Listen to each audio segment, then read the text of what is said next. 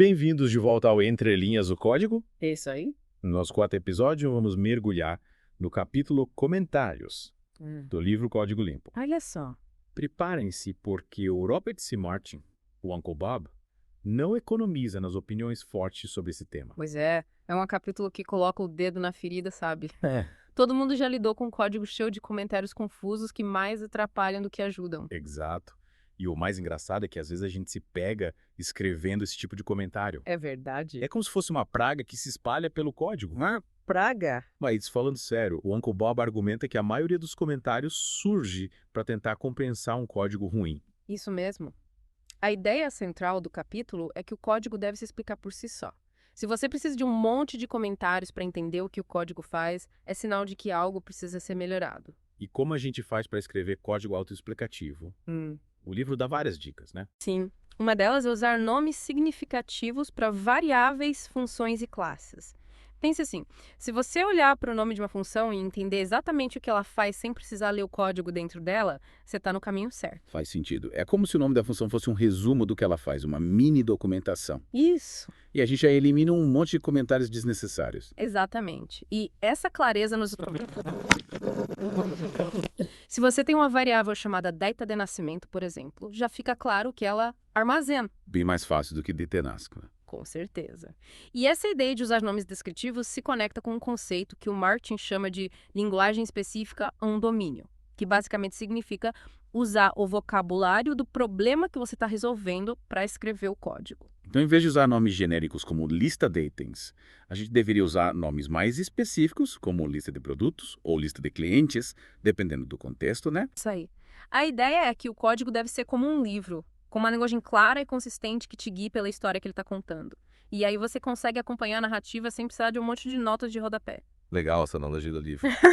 Mas, e quando o código por si só não é suficiente para explicar tudo, o Uncle Bob admite que existem situações em que os comentários são realmente necessários, né? Sim, ele lista alguns tipos de comentários que podem ser úteis, mas sempre enfatizando que eles devem ser usados com moderação e apenas quando realmente agregam valor ao código. Que tipo de comentários seriam esses? Bom.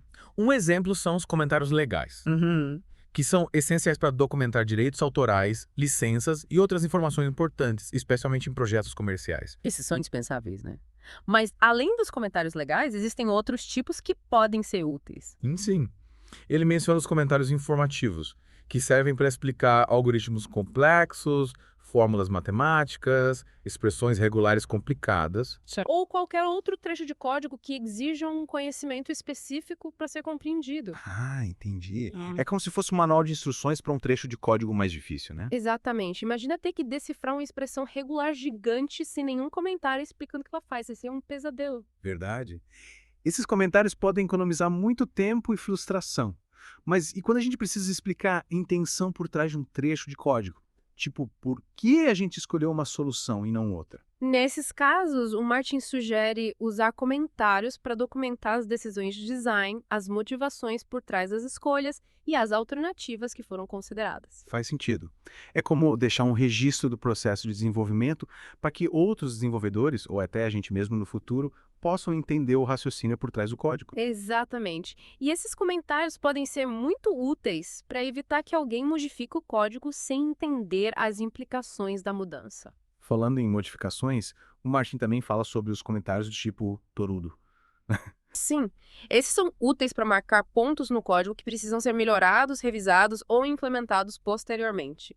É como criar uma lista de tarefas para o futuro. Mas ele alerta para não abusarmos dos TOTEI, né? Senão o código fica parecendo uma lista de desejos que nunca são realizados. Verdade. A ideia é usar esse tipo de comentário com moderação, apenas para marcar as tarefas realmente importantes que precisam ser feitas depois. E quais tipos de comentários o Robert C. Martin considera ruins? Ele detona vários deles no livro, né? Sim. Ele é bem crítico em relação a certos tipos de comentários. Um dos que ele mais critica são os comentários redundantes, aqueles que só repetem o que o código já diz. Tipo, se o nome da função é calcular salário, não precisa de um comentário dizendo esta função calcula o salário, né? Exato. O nome da função já é autoexplicativo. E esse princípio se aplica a qualquer elemento do código. Se o nome é claro e descritivo, o comentário se torna desnecessário. E ele critica também comentários que fornecem informações que não estão diretamente relacionadas ao código em questão, né? Sim. Ele chama esses comentários de não locais e argumenta que eles tendem a ficar desatualizados com o tempo porque o código evolui. Mas o comentário não é atualizado. E aí o comentário acaba se tornando uma fonte de desinformação. Exatamente. É Que como um mapa que te leva para o lugar errado. E tem os comentários de banner, né? Aqueles blocos gigantes que mais parecem decoração do que informação útil. Ah, esses são hilários. Cheios de asteriscos e barras, formando desenhos elaborados, pura perda de espaço. O Uncle Bob compara esses comentários à poluição visual, né? Sim. Ele defende que o código deve ser limpo e organizado sem excessos. E para finalizar a lista de comentários indesejados, ele detona o código comentado. Ah, esse é um dos meus favoritos. Ele compara o código comentado a um cadáver que se recusa a ser enterrado. E que fica assombrando o código vivo, né? Exatamente. Ele argumenta que o código comentado é um sinal de preguiça e de falta de coragem para remover código que não é mais usado. E que essa prática pode levar a um acúmulo de código morto no projeto, o que torna o código mais difícil de entender, de manter e de evoluir. E ele dá a dica: se o código não era usado, removam. Não deixe ele lá, comentado, para assombrar os outros desenvolvedores. De volta ao Entre Linhas do Código. Continuando nossa imersão no capítulo Comentários do livro Código Limpo, vamos nos aprofundar na filosofia por trás da escrita de código autoexplicativo. Afinal, como transformar linhas de código em uma história clara e envolvente sem precisar de um monte de notas de rodapé. É o que a gente quer descobrir. O Uncle Bob defende que o código deve falar por si só, mas como colocar essa ideia em prática. Ele nos incentiva a pensar no código como uma forma de comunicação, um diálogo entre o programador e a máquina, mas também entre o programador e outros desenvolvedores que podem ler esse código no futuro. Então a gente precisa escrever código pensando não só no computador, mas também nos humanos que vão interagir com ele, né? Exatamente. E para tornar o código mais compreensível para os humanos, o Uncle Bob sugere usar nomes descritivos e estruturas bem definidas e uma lógica fácil de seguir. Esses nomes descritivos que a gente já comentou na primeira parte são essenciais, né? Em vez de usar variáveis como exe, a gente deve usar nomes que revelem o propósito da variável, como idade do usuário ou valor total da compra. Isso mesmo. E essa clareza nos nomes se aplica a todos os elementos do código. Funções, classes, métodos, tudo. A ideia é que cada nome deve funcionar como um mini resumo do que aquele elemento faz. E a gente já elimina um monte de comentários desnecessários, né? Afinal, se o nome da função já diz tudo, não precisa de um comentário explicando o que ela faz. Com certeza. E além dos nomes descritivos, o Uncle Bob também destaca a importância de usar estruturas de código bem definidas. Ele defende que o código deve ser organizado em blocos lógicos com funções curtas e coisas que fazem apenas uma coisa e fazem bem. Essa ideia de funções curtas e coesas me lembra um pouco o princípio da responsabilidade única, né? Cada função deve ter apenas uma responsabilidade, um objetivo específico. Exatamente. E quando a gente escreve funções curtas e coesas, o código fica mais fácil de entender, testar e manter. E a gente também reduz a necessidade de comentários porque a própria estrutura do código já revela a sua intenção. E como a gente garante que a lógica do código seja fácil de seguir? O Uncle Bob dá alguma dica sobre isso. Sim, ele enfatiza a importância de escrever código claro e conciso, evitando complexidade desnecessária. A ideia é que a lógica do código deve fluir naturalmente como uma boa história, sem desvios confusos ou surpresas desagradáveis. E como a gente sabe se o nosso código dá claro e conciso, a gente pode pedir para um amigo dar uma olhada e ver se ele entende tudo. Essa é uma boa prática. Pedir para outra pessoa ler o seu código e te dar feedback é uma ótima forma de identificar trechos confusos ou mal escritos. Mas além disso, o Uncle Bob sugere algumas técnicas para simplificar o código, como usar nomes de variáveis que revelem o tipo de dado que elas armazenam, evitar o uso excessivo de condicionais alinhados e usar estruturas de dados adequadas para cada situação. Esses detalhes podem parecer pequenos, mas fazem uma grande diferença na legibilidade do código, né? Com certeza. É como escrever um texto. A escolha das palavras, a estrutura das frases e a organização dos parágrafos influenciam diretamente na clareza e na fluidez da leitura. E com o código é a mesma coisa. A escolha dos nomes, a estrutura das funções e a organização do código impactam diretamente na sua compreensão. E quando a gente consegue escrever código autoexplicativo, os comentários se tornam quase desnecessários, né? Eles passam a ter um papel mais complementar, destacando detalhes importantes ou alertando sobre potenciais armadilhas. Exatamente. Os comentários nesse contexto se tornam mais como notas de rodapé enriquecendo a leitura, mas não sendo essenciais para a compreensão do texto principal. E como a gente sabe se um comentário é realmente necessário, a gente pode usar algum critério para decidir se vale a pena escrever um comentário ou não. O Uncle Bob sugere um teste bem simples. Antes de escrever um comentário, pergunte-se: existe alguma maneira de tornar o código tão claro que este comentário se torne desnecessário? Gostei desse teste. É como um desafio para a gente se esforçar ao máximo para escrever código autoexplicativo. Isso mesmo. E se, mesmo depois de se esforçar, você ainda sentir a necessidade de escrever um comentário, provavelmente, é porque aquele trecho de código precisa ser melhorado. Então, em vez de escrever um comentário para explicar um código ruim, a gente deveria refatorar o código para que ele se explique por si só, né? Exatamente. O comentário, nesse caso, funciona como um sinal de alerta, indicando que algo precisa ser ajustado no código. Como a gente sabe se um trecho de código precisa ser refatorado? Quais são os sinais de que o código está pedindo socorro? Existem vários sinais como funções muito longas, código duplicado, nomes confusos, lógica complexa e, claro, excesso de comentários. Então, se a gente começar a escrever um monte de comentários para explicar um trecho de código, é sinal de que a gente precisa dar um passo para trás e refatorar aquele código, né? Com certeza, o código deve ser como um rio fluindo livremente sem obstáculos. E os comentários devem ser como pedras que a gente coloca no rio para guiar o fluxo, mas sem bloquear a correnteza. Que bela analogia. E como a gente faz para refatorar o código? O Uncle Bob dá alguma dica sobre isso. Sim, ele dedica um capítulo inteiro do livro à refatoração, onde ele apresenta diversas técnicas para melhorar a qualidade do código sem alterar o seu comportamento. Que legal. A gente podia fazer um episódio inteiro sobre refatoração, né? Seria uma ótima ideia. Mas, por enquanto, vamos voltar ao tema dos comentários e ver como eles se encaixam nesse processo de refatoração. Então, os comentários podem ser usados como um guia para refatoração. Sim. Quando a gente escreve um comentário para explicar um trecho de código, a gente está, na verdade, identificando um ponto fraco do código, um trecho que precisa ser melhorado. Então, em vez de escrever um comentário para tentar explicar o inexplicável, a gente deveria usar o comentário como um lembrete para refatorar aquele trecho de código, né? Exatamente. O comentário, nesse caso, funciona como um post-it que a gente cola no código para lembrar que aquele trecho precisa de atenção especial. E como a gente garante que a refatoração vai realmente melhorar a qualidade do código? A gente pode usar alguma métrica para medir a qualidade do código. Existem diversas métricas que podem ser usadas para avaliar a qualidade do código, como a complexidade ciclomática, o número de linhas de código, a coesão e o acoplamento entre as classes. E essas métricas podem nos ajudar a identificar trechos de código que precisam ser refatorados. Sim, elas podem nos dar uma indicação de quais trechos de código estão mais propensos a conter erros ou a serem difíceis de entender e manter. E como a gente usa essas métricas na prática? Existem ferramentas que calculam essas métricas para a gente? Sim. Existem diversas ferramentas de análise estática de código que calculam essas métricas automaticamente e nos fornecem relatórios detalhados sobre a qualidade do nosso código. Que legal! A gente podia fazer um episódio inteiro sobre ferramentas de análise estática de código, né? Seria uma ótima ideia. Mas por enquanto vamos voltar ao tema dos comentários e ver como eles se encaixam nesse processo de análise de código. Então, os comentários podem ser usados para complementar as métricas de qualidade de código. Sim.